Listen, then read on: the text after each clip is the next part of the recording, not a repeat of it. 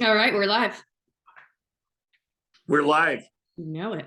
How are you? You bet we're live. It's like somehow we wake up into aliveness. Well, as ever, Thoughtful Thursdays, I'm excited. Number one, I'm sharing time with you. And what are we building together, as ever? And also, I'm pretty pumped to talk about the Spartan mindset. What about you? I'm first of all, yes and yes and yes. What are we building together in the background and so on like that? And I'm very excited to see you again. Once a week doesn't seem like it's enough, but I'm really, really interested to explore and discover, our relationship to and how we can share this construct called the Spartan mindset. So rock on.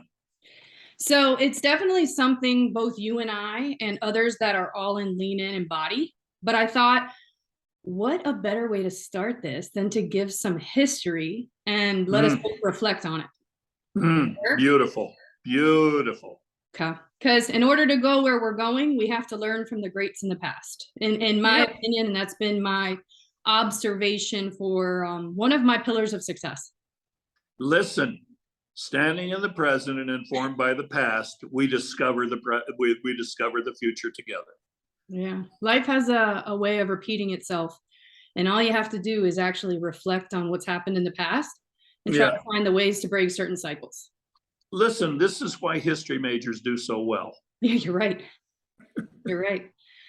So, you ready for this? Some Spartan I am history. ready. Some of this you may know, but I had some fun with it. So I laid some organization for myself to kind of stay fluid with it. Stop. Okay, great. Talk about any piece of this, okay? All right. Yes, so, thank you. Spartan history, obviously Sparta, really small city, but had one of the most powerful forces from a military perspective in their time, right? Yes. So the concept of small but mighty, right? They had that wherewithal to not be limited by the population as much as the mindset already back in the day. Okay. Okay. So what's really cool about the Spartan culture is they broke it down into three levels. Okay. They talk about the physical training, the mindset training, yes, and the life skills training. And what's really cool about that is most people from a historical perspective think of the physical training, right? The grit, the perseverance, the moving together with one strong united force, strong muscles, right? That's one component of three major components of the Spartan culture. The mentality training was amazing because most thought it was pretty ruthless because they started at a really young age. So young boys, they literally started at the wee ages. They were given one garment, minimal food. And the reason they did that was to be resilient, to show, a hunger, to show perseverance, to break through the mental setback of I'm hungry, not be spoiled, right? So back in the day, they were already instilling that. And on top of that, they also had the girls work out too, because their whole entire concept was to build a strong powerhouse population. So they understood that the health and well-being was not just a male thing, that the women were also bearing the future leaders. So they were also putting the girls through some of the physical regimen as well, which I thought was really interesting because they had the mindset of adapt or die. So from a one of the things that I hear that's interesting and is different than what we generally see is instead of building powerful men who protect their women, what they were doing is they were building powerful women to partner with their men. To build strong cultural offspring. Exactly. Yeah. And that was way back in the day. So what's really cool about this concept is the adapt or die. There was no gray area. And to a lot of others, that was perceived as pretty ruthless and pretty intense. But to someone like us, it feels just right at home because there is no other way than fall forward fast. So that's just kind of one connect the dots right there. But on the life skills training, this was really cool. So they withstood a lot of hard conditions. Okay. Mm-hmm. And most people would be like, well, hold on a minute. Isn't that more of the physical training? Well, think about it. When you are given no resources, when you don't have a lot of food and nutrients to keep you going, that next step, that's life skills training. The ingenuity, the innovative thinking when you have limited resource, that is life skills training from a Spartan mentality perspective. Say that again. That's so important. I think you should underline that. Say that again. So from a life skills perspective, it's about being resilient, right? Being resilient. Most people would think, okay, well, these boys and girls were put in this cold environment. They didn't have food.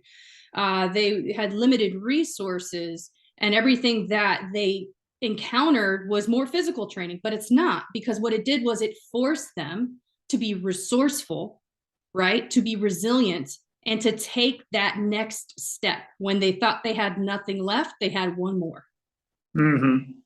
And that was their concept of life skills training, because it shows the perseverance, the grit, which also ties into them building strong leaders, physically strong leaders from a physical standpoint, from a mentality standpoint.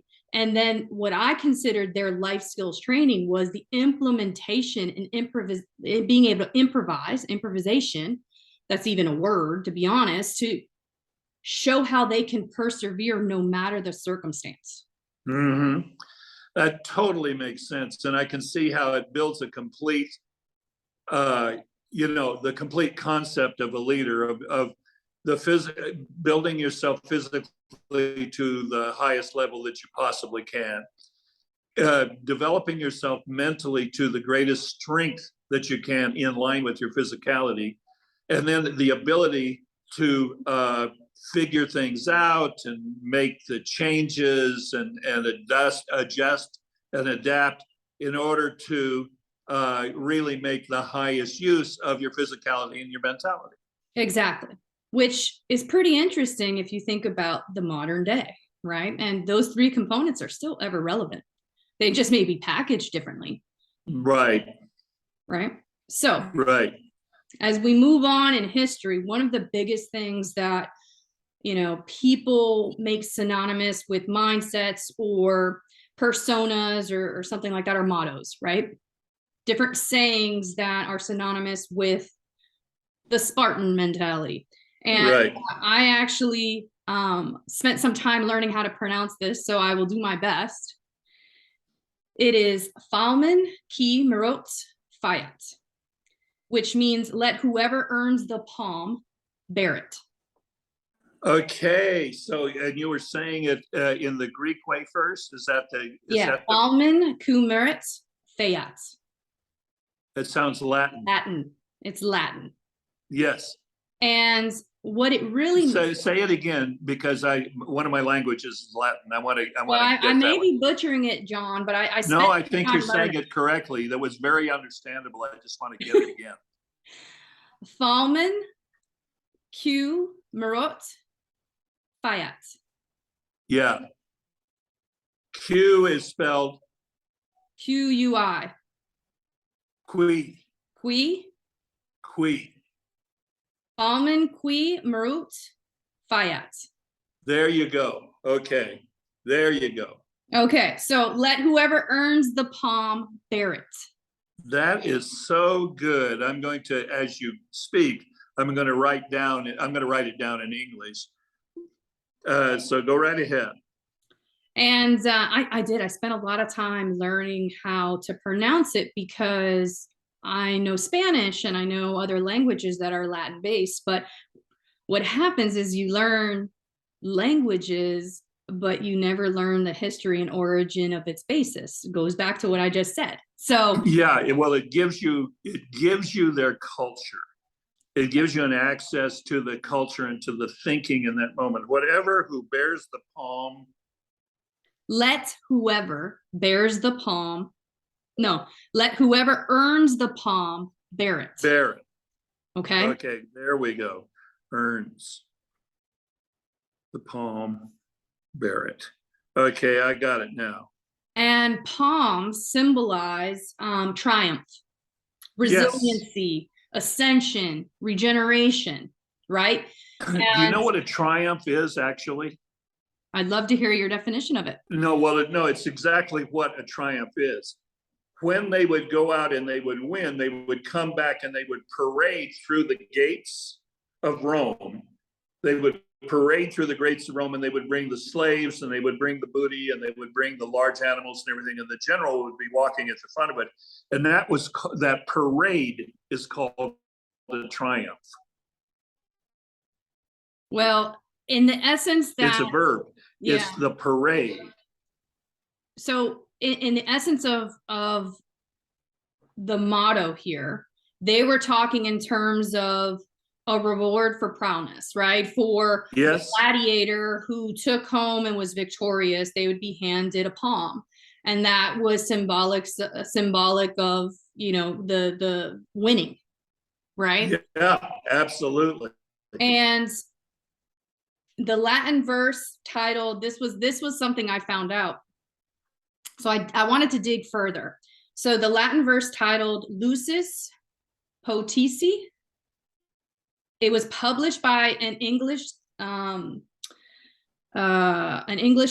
theologian, John Jordan. Okay, and that was in 1722. 1722, John Jordan. Okay, because I want to know why or how something came about. So that Latin verse was published by him in 1722, and decades later was used as the personal motto of Horatio Nelson, which was the British naval hero. Yes. In the Napoleonic Wars. The Battle of Trafalgar.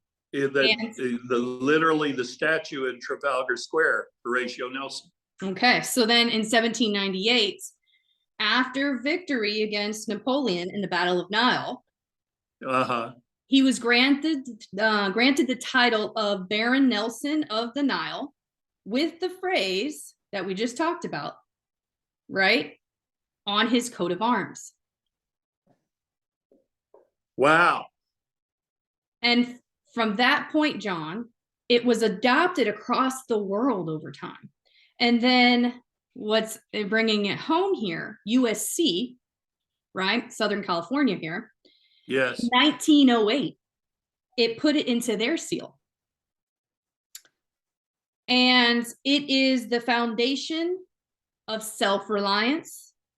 We can do more spirit, do more tomorrow, no matter how much is accomplished today.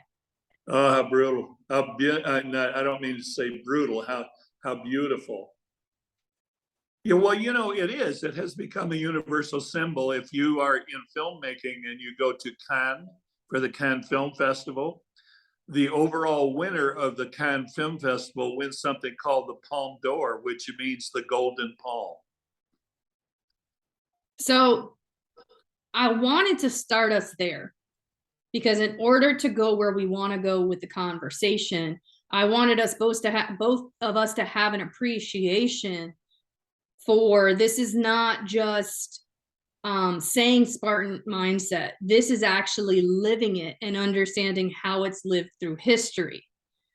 So it is yeah, that's so great that you did that, because what it does is that it actually gives us a sense of being a link in the chain of history, rather than, oh, something started yesterday. Exactly. It's as you talked about, it's an experience versus a process. Yes, no, the other way around. It's a process. I know. I'm saying, when you ask me the question about people living in experiences, this is saying that we are a part of the historical process. Yeah. That was my Exactly. internalization of it. We are living our life as an experience inside of the grand historical process of the Spartan way. Yes. So That's awesome. That's how I've That been is feeling awesome. on it. But yeah, and it's good that you corrected me on the Latin phrase, because I was working hard on it, and I even made a pronunciation kind of breakdown. So I'm always trying to learn the dialect, because in so many different languages and different areas, there's different dialects to that language, like Spanish. Like there's different ways of communicating with each other. So I think it's important. Yeah, no, I truly appreciate that what you did is you went back to Latin for the citation and so on. It really gives us an access, who we are in the West as we've grown up inside of that Greco-Roman sort of point of view. And it so enriches us and so gives us a basis to stand in what it is that we're doing. So roll forward to today. And yes. a lot of people have given me some great feedback when I was pre-wiring them to the concept of, us talking about the Spartan mindset and how you can use it as your advantage, and how do you learn from it in experience, right? As you're learning, how do you continue to use the attitude and the behavior set to drive forward progress? And I can't tell you, I've had a lot of people that had different definitions of what the Spartan mindset and mentality is. So I look forward to having a good, open, thoughtful debate here on it, if you're good with that. Yeah, I am totally good with that. One of the things that I see that is really rich about this in the world of be, do, and have, which is where we live, is that the clearing for your life, that is the way of being, the way that we arise, is inside of we're living the Spartan mindset. And then the practice is whatever it is that you're doing, how you engage your life with courage, with fortitude, with honor, and then you have whatever outcome that you have. So as we progressed here, what does it take to become a Spartan? What would you say, from your view, hearing some of the history, what would you say it takes to become a Spartan? Well, in the first place, it takes a particular way of being. In other words, it's not something that we're going to get to someday, maybe. It actually is what we're coming from. So true Spartans, true warriors, true Spartans are people who are coming from a mindset that is, it is so good that you say the Spartan mindset, because it takes, interestingly enough, a Spartan mindset, a way of being, in order to access it, and so that you can do the practices inside of the way that you're being. So the way I internalize it is where challenge meets the rite of passage. Challenge meets a rite of passage. Say more about that. So the Spartan mentality, from my perspective, I've done a lot of research, and there's a couple of, I would say, resources that I've kind of built my knowledge base on, and I took some notes. Yeah, I would say that that's important, but I'll bet you that it's even more important when you just look inside of yourself and see your life experience and so that's exactly where I'm going with it. That's exactly where I'm going with it. So from a surface level of an understanding of what I just said was a requirement. The requirement to be a Spartan or have a Spartan mindset is grit. You find that across the athletes. What really differentiates some of the phenoms, right, to some of the, just maybe greats, is grit. Right? It's perseverance, it's determination, it's being passionate, right? It's being resilient even after you fail and fail and fail. And every aspect of you on and off the field is this. It is your right to passage. It is not a hobby. It is something that you build inside of yourself, and it becomes a part of who you are. It becomes a part of your fabric that you can't delink from it. And you then move that towards going towards failure every aspect of your life, because that is where your next boundary is. That is where your next boundary is. Okay, good. So there's a couple of things that I want to, one is I want to take, again, rite of passage and set it to the side. I want to come back to that. Okay.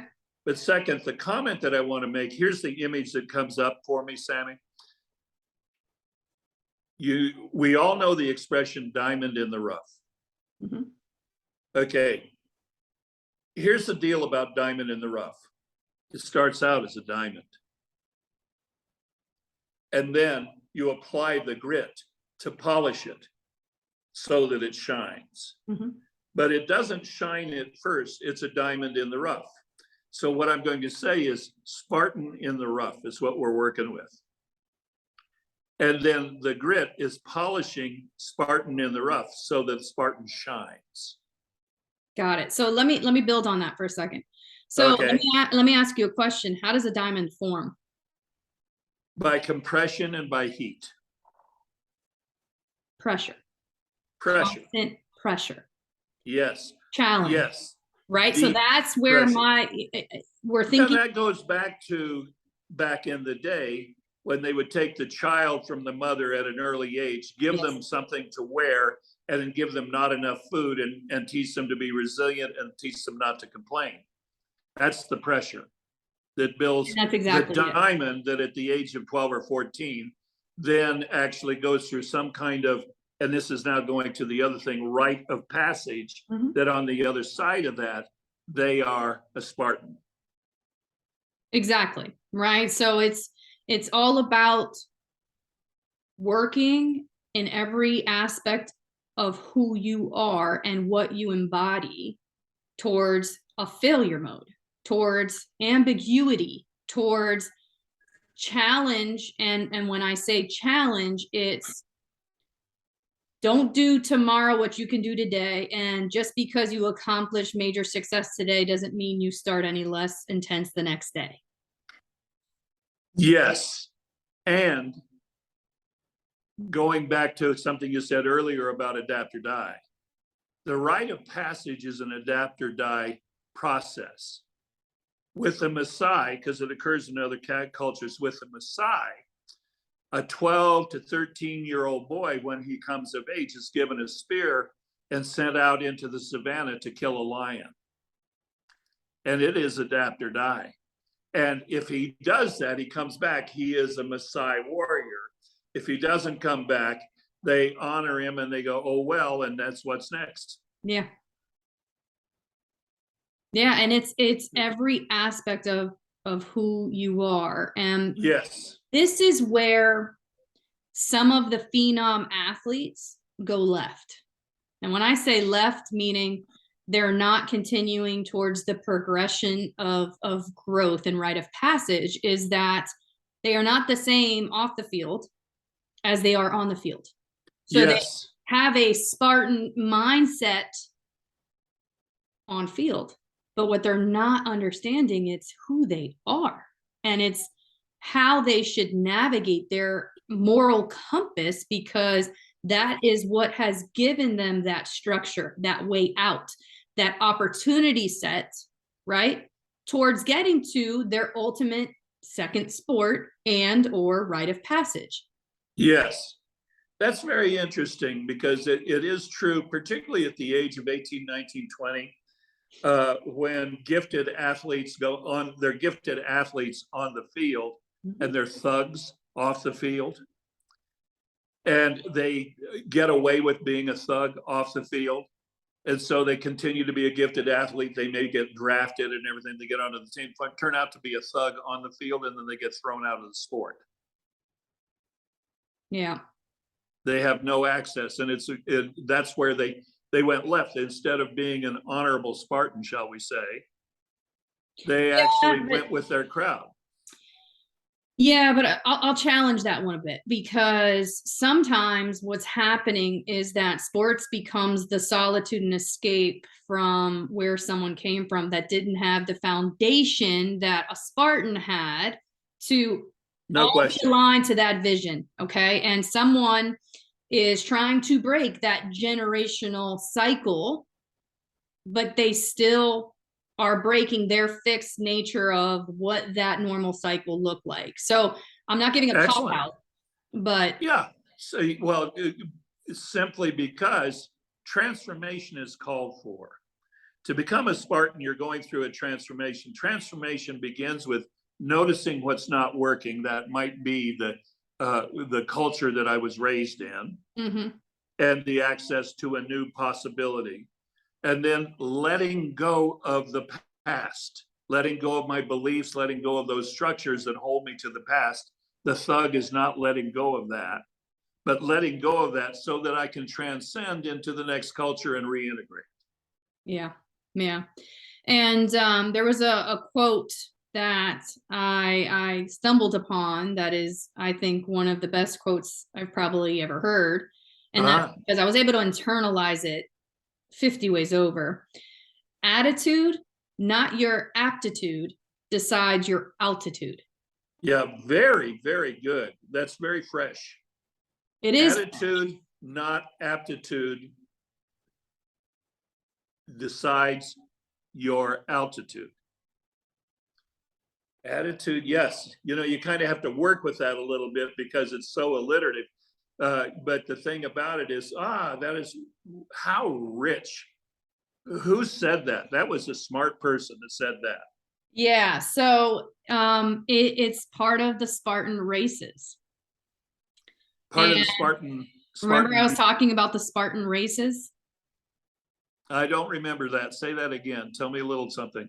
No, remember the company that they put on events and I was telling you about it? I'm sorry. Yes, yeah, I yeah. now remember. So yes. it's that's one of the things front and center. And what I love about it is they break it down of, well, what does it really mean? Because you hit it on the head, John. It's not, you get it. Theoretically, you get it. But the real gem is upon reflecting on what it really means. Right? And what attitude, not your aptitude, deciding your altitude. What it means is being a lifetime learner. Yes. It means just do some hard things, man. Lift some heavy weights. Decide who you want to be, right? And embrace ambiguity. Okay. That is so good. Yeah. In an earlier career where I was a professional dancer, mm-hmm. everybody had aptitude. But the ones whose attitude plus their aptitude, that determined where they indicate, it's like I danced with probably the best dancer in the last 400 years, Michael Baryshnikov, and several times. And I'll tell you, he was an attitude guy, even though he had aptitude beyond the ability of every other one of us. Mm-hmm. And I remember the last time we worked together, he had a severely twisted ankle. And he wiped the floor up with us. It didn't matter. Yeah. His attitude was so strong. Yeah, and this is not just sports specific. This is life specific, right? It is indeed. It is indeed. Across the board. So if you're in corporate America and you want to garner more of a Spartan mindset, you have to just be a lifetime learner. Don't do tomorrow what you can do today, right? Mm-hmm.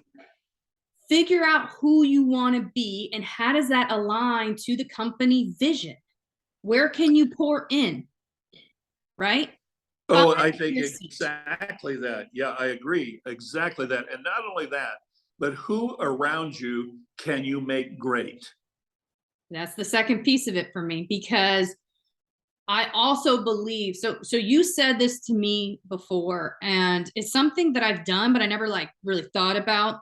And it was day one of any job you're in, you should already be finding your replacement who's going to be better than you, right? So exactly. done that. But I think one of the components that is important is the concept of, there's no I in team, right? Which is great because you garner kind of a we, not me mentality. But, yes, and this is a big but, and this always drives controversy with people, but one of my favorites, Shaq, said this, and he had an interaction with Kobe, and it was when Kobe wasn't passing the ball, and he was frustrated, and he's like, man, I'm good. Like, let me post up, I'm a big presence, all that kind of stuff. And Kobe's mentality was, well, no one's working hard enough. If you're not willing to do that extra thing, to stay late, come in early consistently, be disciplined, show grit, why would I pass you the ball? Because I've made 100 to 1,000 times more of that same shot. The percentage in numbers is on my side, not your side. So, Shaq kind of internalized this. So he goes, man, come on, Kobe, pass the ball a little bit. There's no I in team. And he goes, but there's an M and E in it.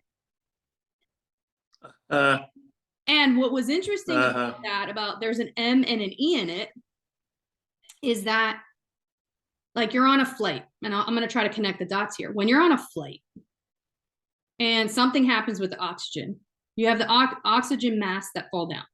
Right. If you were saying there's no I in team, your natural instinct, if you're with a friend, if you're with a family member, is to do what? To help them before yourself. Well, what happens is if you lower the oxygen count to where you pass out, you can't help them and you don't survive. So you've got to put your mask on first, and then you help others. Right? Yeah. So there's a component of also, your day one, having other people and getting people who are better to be in your role. But in order to not only get them in the role, but be a mentor, be a coach, or be a sponsor, or be them all, right? You need to know who you are, who you want to be, what your trajectory could potentially look like. That's where I think there's a lot of a disconnect. They don't. Well, there's and in your story of Shaq and Kobe, you can see that Kobe knew himself to be a Spartan. And what he was pulling for was the rest of the team become Spartans. That's who he wanted to play with. And you talked about, everybody's big butt. The job of the Spartan, obviously, is to get everybody off their big butts. You're right.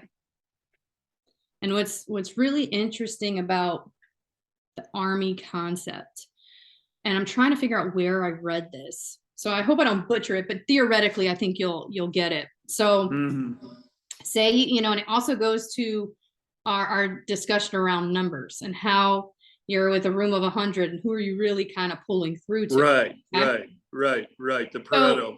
In an army of about 100, right? Maybe you have 10 who really shouldn't even be there. Like, they don't have the desire to want to be there. They don't have the physicality to be there. They just didn't have anything else to do. And they thought, hey, maybe the Army will save me. Fine, let's go with that. So you've got 10. That means you're left with 90. Okay.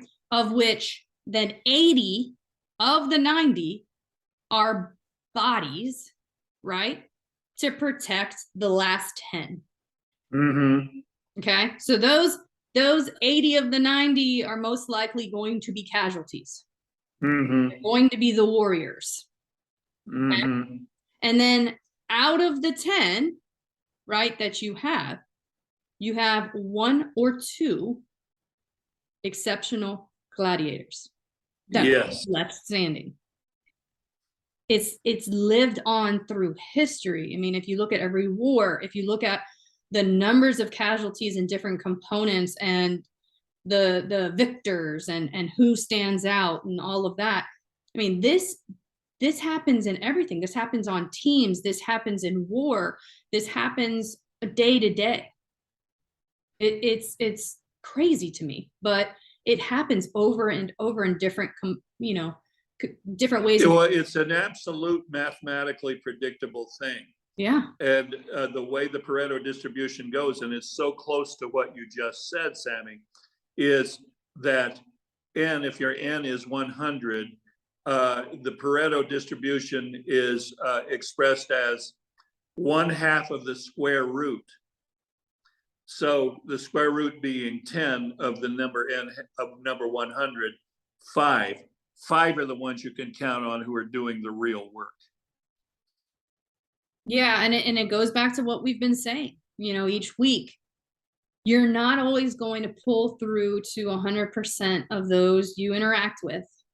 But if you help 5 to 10% that become extraordinary, exceptional gladiators with a that's who you're trying. mindset. So they say that you're preaching to the choir. It's not actually that. You're preaching to the 1/2 of the square root of the choir. Yeah.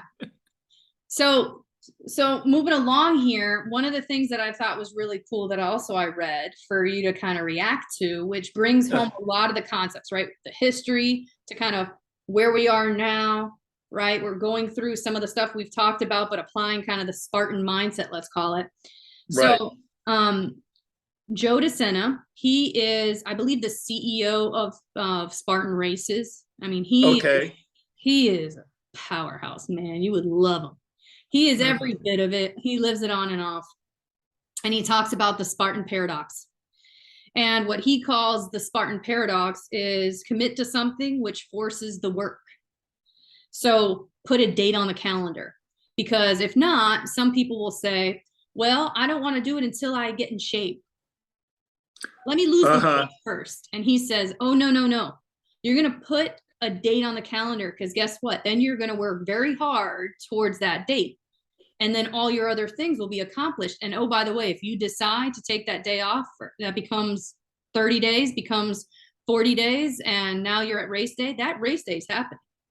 That D-Day is happening. It's, are you prepared or not? Are you going to be humbled, or are you going to conquer it? That is so good. I can tell you from my own experience, I can immediately comes to, I was in high school. I was a senior in high school. I was actually a national champion. And what I did is I went to practice every day, 5 days a week for 3 hours. And I practiced pretty hard. It was a Tuesday night. And I came in and my mother said, are you getting ready to go to, because I wasn't, are you getting ready to go to practice? And I said, no, I'm not going to do it tonight. There's a party and I really want to go to a party. And there was a competition coming up. It was probably 8 weeks away. So it was a date on the calendar. And I said, no, I'm going to take off tonight and so on like that. And my mother said to me, Bobby's going to be practicing, who was my number one competition. And I went, I'll be about 20 minutes late to practice today. Yeah, smart. I mean, shifted my way of being. My mom, my coach, the person who was looking out for me, the one who was going to tell me the truth about the truth. Look, Bobby's practicing, you're not. You're a fool. Adapt or die. And I went, no, I'm not going to be foolish tonight. Adapt or die. Yeah, and tomorrow somebody will tell me how great the party was, and I'll get the report.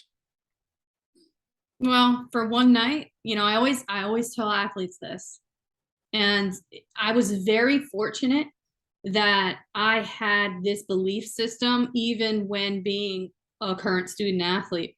I never felt like I was missing out. I knew where I was going, and I knew that I would be misunderstood by many, just like the Spartan mindset is, right? Those who embody the all in, lean in, fall forward fast, the adapt or die, the resiliency to the 10th degree. Most people will misunderstand you. They'll tell you balance, you need balance. They'll say, well, come on, don't you want to have a normal life? No. You have one life to live. What I really love about it and the way that you're saying it, Sammy, is there's an edge on everything. And there is a definite you're in or you're out edge on everything. Whereas most people live their life with a really mushy shoulder. Mm-hmm. You're right. You're right. And I'll leave you with another quote. Okay. And I did a lot of research. You are so set up for today. I love the way that you've been driving this and what you've been giving. It's just so useful. Thank you. I really live it. And it's important that when you live it, you can articulate it. And that's one of the areas I'm trying to Yep. grow.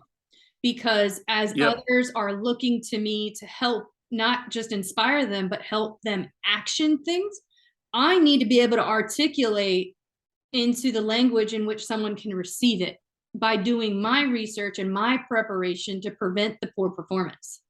Yep. Really, to ensure the great performance. That's exactly it. So Sidney Harris is a quote from Sidney Harris. And I believe he was a journalist. Okay. 90% of the world's woe comes from people not knowing themselves, their abilities, their frailties, and even real virtues. Most of us go all the way through life as complete strangers to ourselves. Do not let this happen. What was the last word? Do not let this happen. Do not let this happen. You know, most people go through their lives as complete strangers to themselves. Do not let this happen. Brilliant. Thank you, Sidney Harris. Yeah, I think it's very telling, because if we're talking the numbers, right, we're talking the distribution, 90% of the world woes. And I believe it, because you either let circumstances, I think so. I think you're exactly right. Let circumstances define you, or you can absorb it as a nice learning moment. Mm-hmm. And what you learn about yourself when you look in that mirror is you establish an understanding of who you are and what you want to become, and where is the gap to get you there. Aspire. Isn't that critical to really, it's like, where's the gap? Where's the gap? 100%. And I'm not perfect. I'll never be perfect. I don't want to be perfect, but I want to aspire and achieve greatness, and whatever greatness is that day, which the bar gets raised every day. So it never ends. Exactly. And what I would say is, in terms of the way that we started this conversation, what are we building together? We're building greatness. Mm-hmm. That the practice is one of discovery, and the gestalt is one of intuition. Aha, duh, wow, that sort of thing. So really good. Say the last two lines of the Sidney Harris quote once again. Well, it is only one, it's two lines. So I'll just read the whole thing again, if you're okay with it. Sure. 90% of the world's woe comes from not knowing themselves, their abilities, their frailties, and even real virtues. Mm-hmm.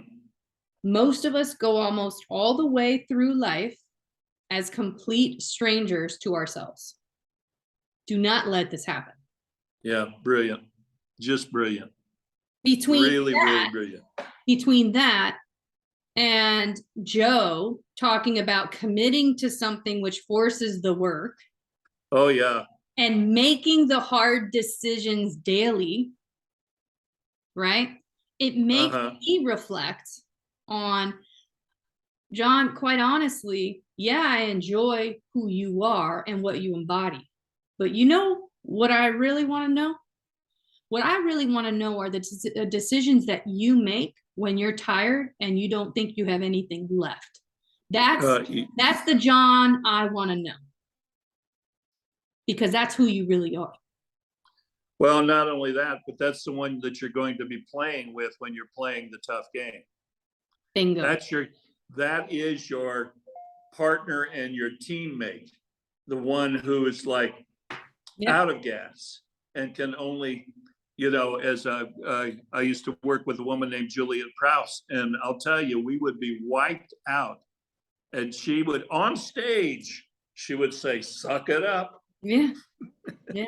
And it's, you know, I hear a lot of different podcasts and stuff, and there was one that stuck with me, and I was running. So it was interesting because I actually saw the data on my watch change as I was listening to this.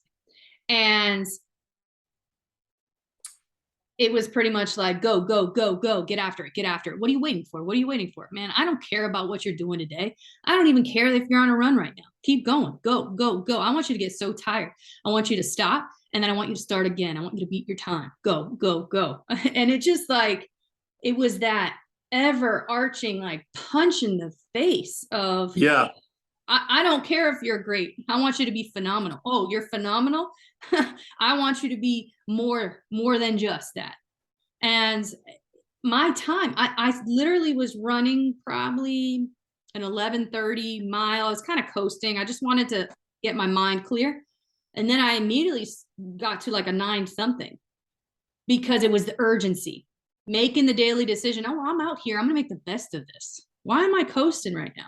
You know, I am so with you. I had an experience once I was younger, quite a bit younger, but I ran an 11:43 mile, and 5 days later I ran a 7:40. Yeah. It was like, huh, you know, and I had to run it every day, and I dreaded running it every day. And as I ran it, as we started the mile, it was up and down hills, by the way. And as we went up the first hill, which was a brutal hill before it got to the flat, right at the top of the brutal hill was a sign that was across it. And the sign said, "This is it." Yeah, running's not my favorite thing, but I've learned to love the suck. And yeah. What I have learned about running is I've learned it actually is ever a part of who I am, even though I've never considered myself a runner. Go figure. So much so that now I'm partnering with All Day Running Company as a team lead to put on running events and to embrace the suck every day, all in, all day, and to be surrounded by others who are aspiring and working their tails off to get to the next stage of growth. And for me, I am right where I need to be because I'm around others who will push the bar in real time. We're not waiting tomorrow to do it.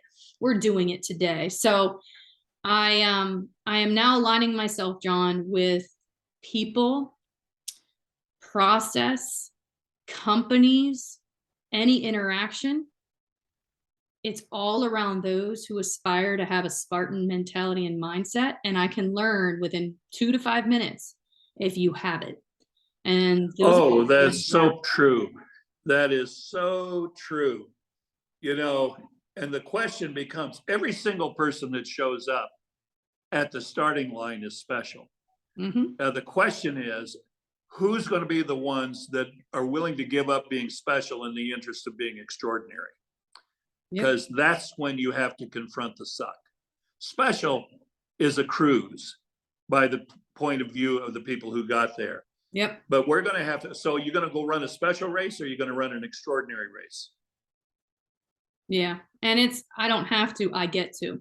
I choose to step into my greatness, my capacity of greatness every day. And I don't waver, and I don't apologize for that, even if you misunderstand it. Yeah, exactly. Yeah, that's so well said. There's only going to be 3 out of 100 that actually get you anyway. It's all in the numbers. And that's all we need. That's all we need, because I'm only one person and I want to partner with 2 or 3 people. Well, as ever, I always appreciate our time.